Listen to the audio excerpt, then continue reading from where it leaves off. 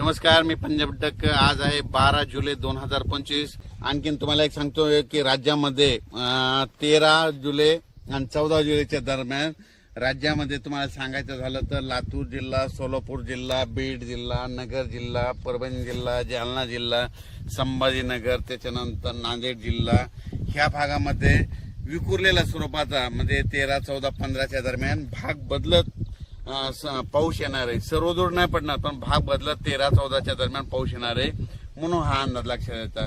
सांगायचं झालं तर राज्यात म्हणजे पूर्व विदर्भामध्ये नागपूर, वर्धा, भंडारा या गोंदिया या पट्ट्यामध्ये आणखीन 2-3 दिवस तिकडल्या भागात पाऊस राहील। पण राज्यात मात्र सर्वदूरचा सध्या तरी पाऊस नाही। पण राज्यात मग तुम्हाला एक सांगू इच्छितो की राज्यामध्ये सध्या तरी विखुरलेल्या स्वरूपाचा भाग बदल जिथं पडला तिथं अर्ध्या तासाचा, 1 तासाचा, 20 मिनिटाचा, 10 मिनिटाचा असा पाऊस पडणार आहे म्हणून हा अंदाज लक्षात येतो।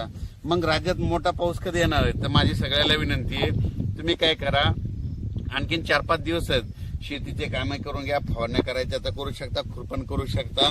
कारण की राज्यामध्ये 17-18च्या नंतर काय होणार आहे, तामिळनाडू, आंध्र प्रदेश आणि कर्नाटक या भागामध्ये आतापर्यंत 1-1.5 महिना झाला पाऊस नाही। मग आता तिकडे पाऊस सक्रिय होणार आहे, म्हणजे ते 17-18 तारखेपासून तिकडे सक्रिय झाल्याच्या नंतर तो पाऊस मध्ये 18, 19, 20च्या दरम्यान मग परत कोणत्या भागात पडणार आहे की ज्या भागामध्ये पाऊस नाही पडला। मग त्याच्यामध्ये तुम्हाला सांगतो की त्याच्यामध्ये लातूर जिल्हा, धाराशिव जिल्हा, सोलापूर जिल्हा, सांगली, नगर, कडाष्टी, पाटोदा या भागामध्ये मग 18 तारखेच्या नंतर म्हणजे 18 जुलैच्या नंतर परत तिकडल्या भागात दक्षिणेकडे पाऊस सक्रिय होणार आहे म्हणून हा अंदाज लक्षात घ्यायचा। म्हणजे सांगायचं झालं तर तुम्हाला सांगू इच्छितो, राज्यात मात्र पुन्हा परत 20 तारखेच्या नंतर आणखीन पाऊस वाढतच जाणार आहे। पण 18च्या नंतर काय होणार आहे की जे पट्टा आहे म्हणजे कोणता जे पावसापासून वंचित झालेला आहे, लातूर जिल्हा, बीड जिल्हा, सोलापूर जिल्हा, नगर जिल्ह्याचा काही भाग म्हणजे हे भाग आणि सांगली जतचा काही भाग, पंढरपूर या भागामध्ये तुम्हाला सांगू इच्छितो तुमच्यासाठी खरंच आनंदाची बातमी, 18 जुलैच्या नंतर तुमच्या इकडे पाऊस चांगला सक्रिय होणार आहे। कारण की काय होणार आहे, कर्नाटक, आंध्र प्रदेश, तामिळनाडू, केरळकडे तिकडे पाऊस सक्रिय होणार असल्यामुळे आता तिकडचा पाऊस आपल्याकडे येणार आहे।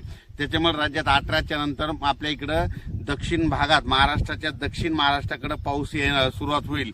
18च्या नंतर तिकडे सुरू होईल, त्याच्यानंतर 19च्या नंतर थोडा पुढे सरकेल, 20ला पूर्ण आणखी पुढे सरकेल, मग 24च्या मग जुलैच्या शेवटच्या आठवड्यात राज्यात मात्र सगळीकडे पाऊस होईल म्हणून हे लक्षात येतं। अचानक वातावरणात बदल झाला तर लगेच एक उद्याच्याला मेसेज दिला जाईल। धन्यवाद।